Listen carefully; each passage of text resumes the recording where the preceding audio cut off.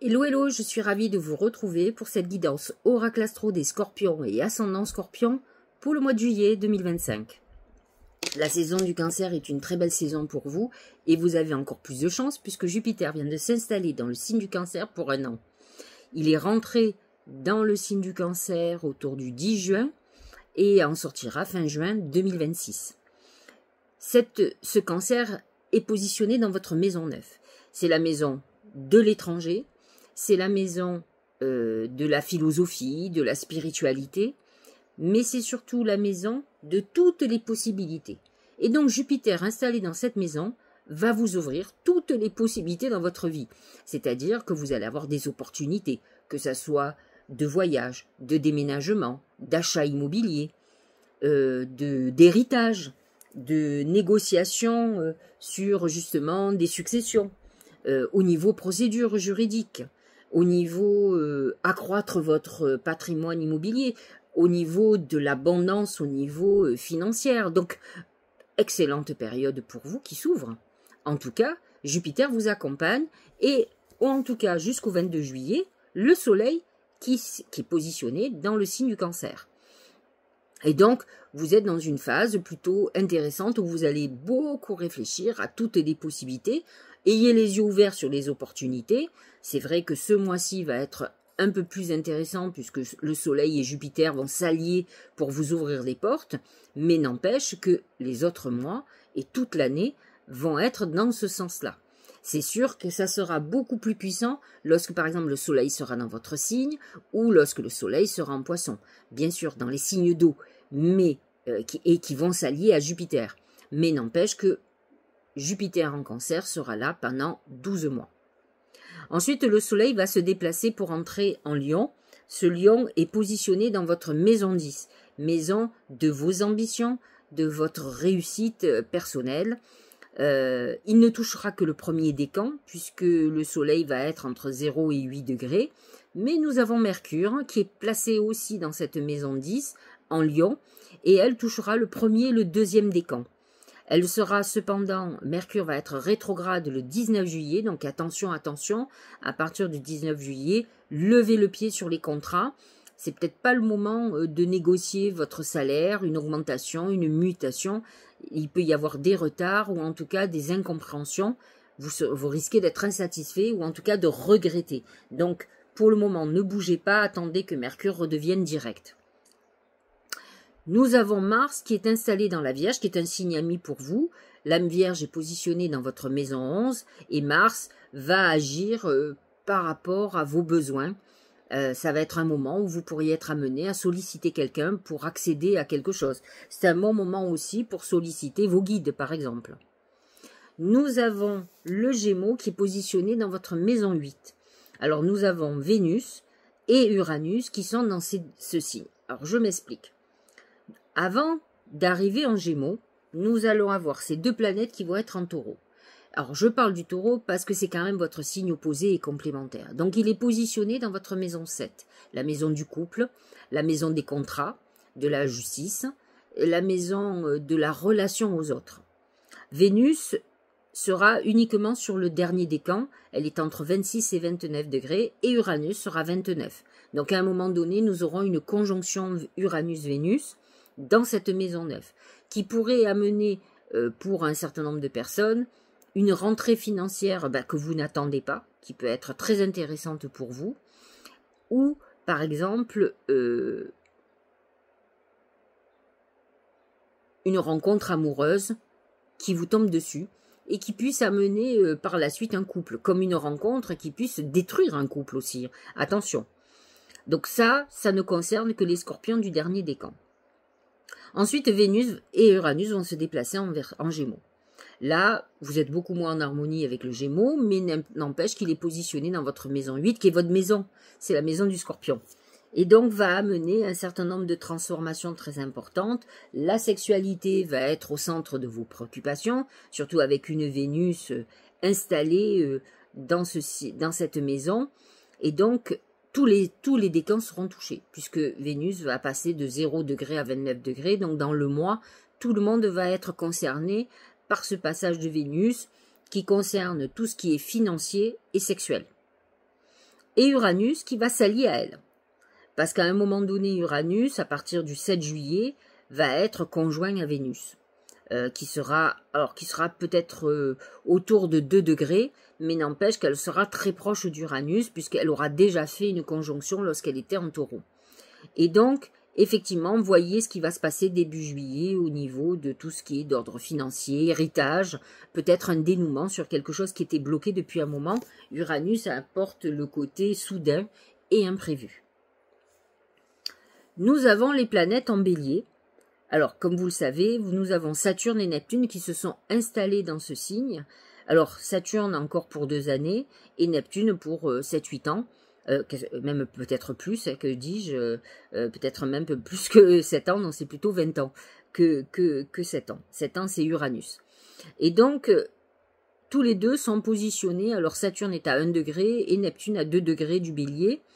Donc, dans votre maison 6 qui concerne la santé, et qui concerne le travail, vos obligations. Alors, lorsque vous avez Saturne en maison 6, ça peut vous amener un certain nombre de soucis au niveau santé, que ce soit pour vous ou pour un proche.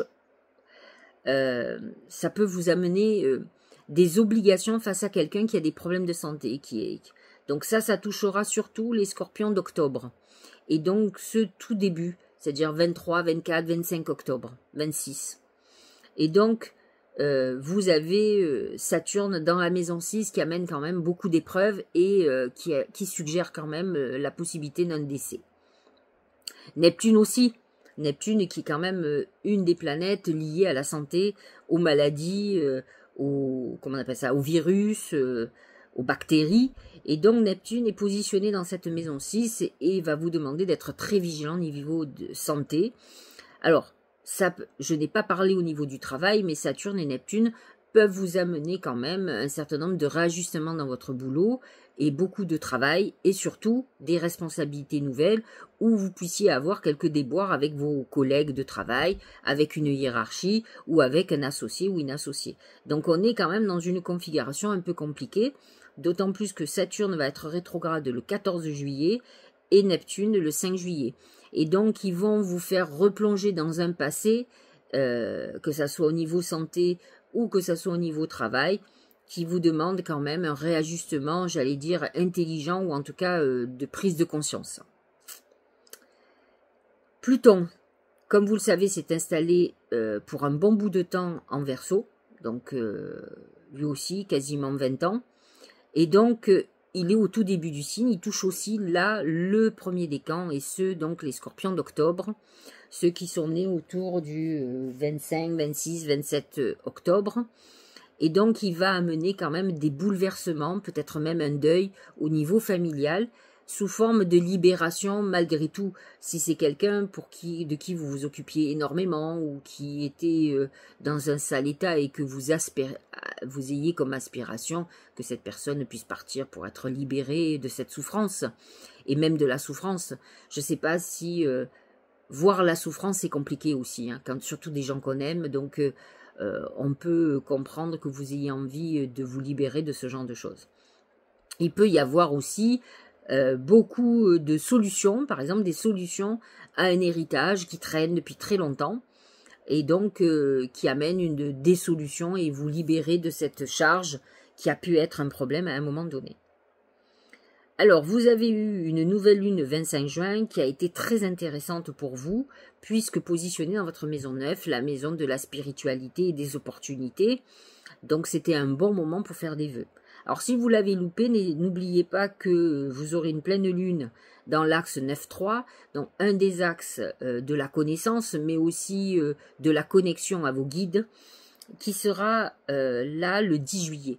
Et donc à 18 degrés 50 du Capricorne, donc le soleil en Cancer bien sûr, et la lune en Capricorne dans votre maison 3, maison de la connexion, de l'intuition pour vous, et donc qui va vous permettre, si vous n'avez pas fait des vœux à la nouvelle lune du 25 juin, pouvoir le faire à ce moment-là. Une nouvelle lune en Lion le 24 juillet dans votre maison 10, maison de vos ambitions. Donc c'est le moment de mettre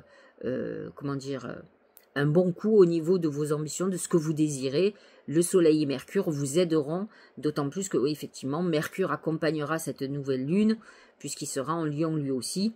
Et donc, alors, il ne sera pas à 0 degré ou à 2 degrés, il sera à des degrés plus importants, mais malgré tout, il sera dans le Lion et il va vous aider quand même à accéder à un certain nombre de choses, ou en tout cas à vous connecter.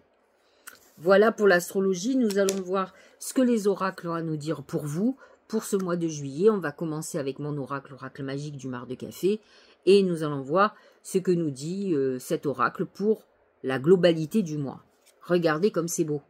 C'est le fer à cheval. Le fer à cheval, vous savez bien, c'est la chance.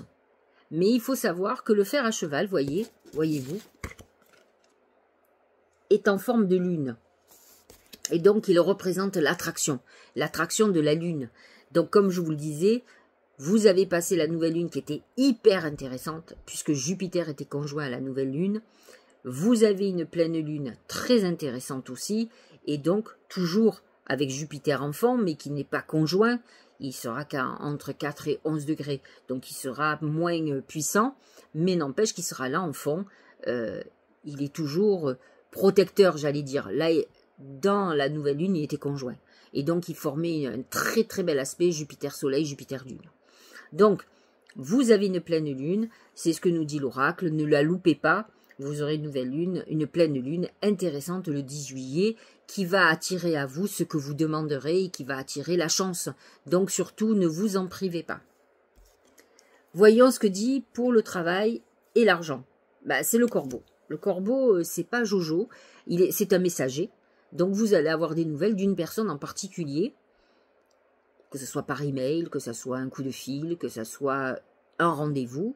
Faites très attention à cette personne. Il est important que vous l'identifiez, puisque c'est quelqu'un de malveillant, qui peut vous poser problème sur tout ce qui concerne votre argent, qui peut vous poser problème sur votre vie professionnelle, qui peut être contre vous. Donc, faites très très attention quand même à ce que vous pourriez vivre.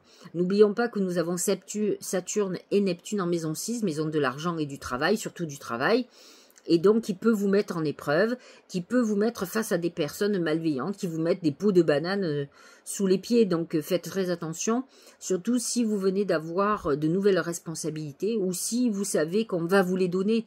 Vous allez faire des jaloux, certes, mais vous pouvez avoir une personne autour de vous qui est beaucoup plus néfaste.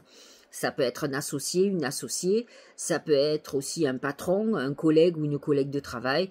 À vous d'avoir les yeux bien ouverts et à vous en protéger. Au niveau sentimental, c'est l'écureuil. L'écureuil qui représente souvent la Vierge. Et donc cette maison 11, Mars est en maison 11. Et donc vous pourriez avoir quelqu'un autour de vous. Alors, l'écureuil amène quand même la restriction. Et donc vous pouvez être dans une période plutôt amitié amoureuse. Vous pourriez vous rapprocher de quelqu'un ou revoir quelqu'un que vous connaissez, mais vous n'êtes pas obligatoirement dans le grand amour. C'est vrai que vous aurez, alors vous allez me dire, oui, mais cette Vénus-là qui va être en maison 8, dans la maison du Scorpion, effectivement, va amener de la passion, mais plus de la sexualité que de l'amour. On est bien d'accord? Donc vous pourriez faire une rencontre, mais ça peut amener une frustration au niveau de l'amour, dans le sens où la passion sexuelle n'a rien à voir avec l'amour qui nous nourrit et qui nous permet de trouver l'harmonie et l'équilibre intérieur.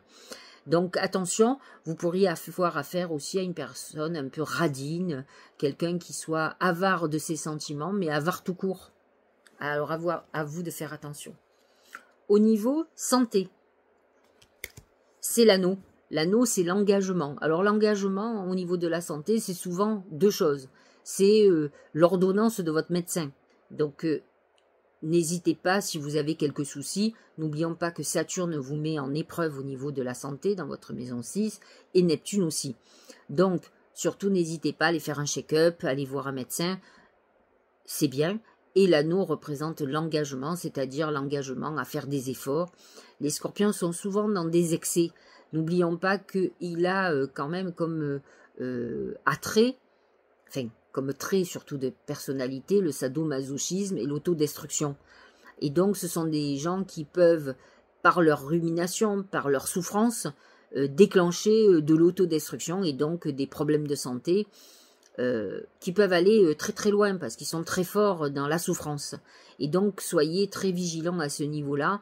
Engagez-vous à être bienveillant vis-à-vis de vous, ça serait une très bonne idée. Alors j'ai demandé à mes guides comment la chance allait se manifester pour vous ce mois-ci. Et j'ai le lion qui est en plein rayonnement et qui sera positionné dans votre maison 10, la maison de vos ambitions, et donc avec Mercure. Donc vous serez dans une période très intuitive où vous trouverez, vous aurez envie de certaines choses professionnellement. Donc Mercure va vous aider, en tout cas au moins jusqu'à ce qu'il devienne rétrograde le 19 juillet. Positionné dans cette maison, il va vous amener beaucoup plus de rayonnement, et la volonté justement de rayonner, et il vous donnera les idées et les relations pour ça, pour pouvoir y accéder. Donc on est dans une période intéressante pour les scorpions, en tout cas au niveau de vos ambitions, même si effectivement d'un autre côté, vous devez régler un certain nombre de choses par rapport à vos obligations et à votre santé. Voyons ce que nous dit le Tao. La contemplation, qui représente souvent des périodes de réflexion, de méditation. Obtention d'une vision d'ensemble. Alors c'est la maison 9. La maison 9 où on voit de façon large tout ce qu'on peut faire. C'est voir tout notre potentiel. Observation libre d'attachement, compréhension accrue, solitude, c'est une période de retrait quand même sur soi, intégration grâce à la réflexion. On est dans une période de réflexion très importante. C'est aussi Jupiter en maison 9, le soleil en maison 9. N'oublions pas que c'est la maison de la philosophie et donc de la réflexion. Vous aurez envie peut-être de beaucoup de plus de compréhension, mais c'est aussi un moment où vous allez voir votre potentiel, tout ce que vous pouvez faire. C'est ça qui est intéressant aussi. Premier oracle d'intuition. Regardez. C'est la clarté. Vous voyez, ces lunettes, ça représente votre vision.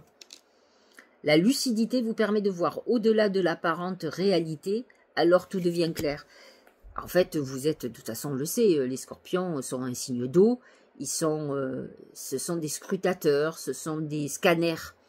Ils arrivent à voir au-delà de l'évidence, au-delà de la réalité, comme dit l'oracle, et c'est vrai qu'ils sont très intuitifs, sauf quand ils sont dans leur crise d'autodestruction, crise de plein de choses. Donc, c'est important qu'ils suivent leur intuition et qu'ils voient. C'est un outil de pouvoir voir, d'avoir cette clarté d'esprit, de voir au-delà des évidences. C'est une chance. Donc, ne la gâchez pas par vos traumas, par votre esprit tourmenté qui va vous empêcher d'avoir cette clarté. Et donc, c'est important que vous utilisiez cette clarté. N'oublions pas que le soleil en cancer et Jupiter en cancer, qui est un signe intuitif aussi, vont vous apporter cette clarté, cette intuition puissante, puisqu'en maison 9, qui est la maison quand même de la spiritualité, donc qui va vous amener une connexion intéressante. Un vent de liberté. Lâchez les lourdeurs de la vie, vous connecte au réservoir de la pure création. Effectivement, la maison 9, c'est quand même la maison du Sagittaire, qui est une maison de liberté. En tout cas, liberté au moins dans l'espace, se sentir libre. Nous avons Pluton, qui est en Verseau, qui a un deuxième signe de liberté. Lui, le Verseau, c'est libre dans sa tête, libre d'obligations, libre de tout. Et c'est vrai qu'il est très important que vous vous libériez de vos attaches pour pouvoir reprendre le contrôle de votre vie et pouvoir vous connecter. Et c'est vrai que c'est ce qui va sortir de façon importante ce mois-ci. En tout cas, vous allez commencer à voir ce que Jupiter va vous amener à faire pour pouvoir être justement dans la créativité. Mais pour ça, il faut se libérer de nos démons, de nos problématiques. Et après, on a un chemin qui est libéré de toutes nos entraves, surtout chez les scorpions, qui sont quand même un esprit tourmenté. Valeurs. N'aie crainte de partager et de communiquer avec amour et douceur ce qui te tient à cœur. Tes valeurs, tes principes, c'est ce qui définit et constitue la pureté de ton âme. En fait, c'est rare que les scorpions soient à contre-courant de ce qu'ils pensent. Ils sont plutôt ancrés dans leurs valeurs. Je connais peu de scorpions qui soient hypocrites. Alors, ils peuvent avoir une stratégie, il peut y en avoir. Il peut y avoir un résiduel de gens... moi, je connais des scorpions qui sont machiavéliques. Mais le scorpion, en principe, il est en accord avec lui. Il aime pas, il aime pas, il aime, il aime. Il aime ou il n'aime pas. De toute façon, il n'y a pas de juste milieu chez lui. Donc, c'est très rare qu'il ne soit pas en accord avec ses valeurs. Mais n'empêche que si vous ne l'êtes pas, ça va être compliqué. Et ça va être compliqué que vous vous remettiez à votre intuition. Parce que vous allez être en décalage par rapport à ce que fondamentalement vous désirez et ce que vous êtes. Dernier oracle, regardez, message de vos anges. C'est guérir, guéri, guérisseur. Vous êtes actuellement entouré d'une énergie apaisante. Alors ça, c'est pas du luxe, hein, parce que c'est vrai. Alors, moi, j'ai envie de vous dire que Jupiter en cancer, le cancer, je vous l'ai dit, cette nouvelle lune qu'il y avait le 25 juin, est une lune de guérison. Jupiter en cancer va décupler les valeurs de guérison, de soins, de douceur du cancer. Et vous êtes en harmonie avec ce signe. Donc, autant vous dire que c'est une année douce, heureuse, protectrice. En tout cas, vous en aurez besoin. J'espère pour vous que ce Jupiter en cancer va vous amener une forte volonté d'être bienveillante envers vous-même. Et pour ça, il va falloir lâcher le passé, lâcher vos rancœurs. Si vous avez des soucis de santé, c'est qu'il y a des problématiques passées que vous n'avez pas réglées. C'est de l'autodestruction. Donc, à vous de comprendre ce qu'il faut que vous lâchiez une bonne fois pour toutes. Je l'ai souvent expliqué. Vous allez dire, c'est du bon sens, tout le monde le sait, mais personne ne le fait. Le passé ne peut pas être réglé. C'est terminé. Il faut l'enterrer.